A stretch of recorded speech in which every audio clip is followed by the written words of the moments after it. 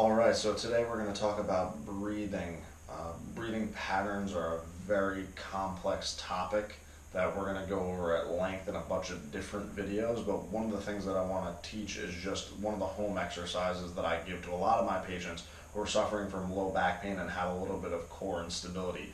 One of the big issues with core coordination is that a lot of people don't have the ability to isolate the use of their diaphragm. And so what we're going to start to do with this exercise is create your ability to do so. This is also a great activity for decompressing your lumbar spine, and it's super useful as something to do whenever you're having like an acute back pain episode to start to get your symptoms under control.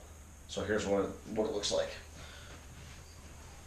We're going to lay on our back with our neck in a neutral position. We're going to have our legs up on top of an object that allows us to have a 90-degree angle at our hips and approximately a 90-degree angle at our knees.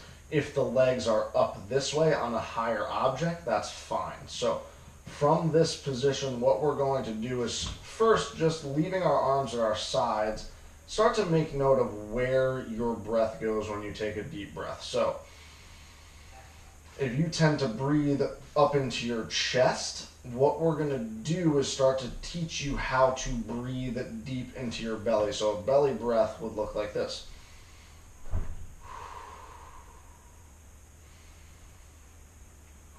So as I am inhaling, the air is coming into my lungs and is pressing my abdominal contents downward using my diaphragm. The diaphragm starts to attempt to compress the organs in the abdominal cavity. However, because those organs are fluid and the law of hydraulics says that we can't compress fluid, the abdomen and belly begin to expand. Just like that. So what the prescription for this type of exercise would be is to lay on your back and do this type of breathing for approximately 2 minutes. So that's going to be roughly 20 breaths. One of the things that you can do if you're having a hard time figuring out where your breath is going is putting one hand on your chest and one hand on your abdomen, and then just breathing and seeing where your breath actually goes. So this would be a chest breath.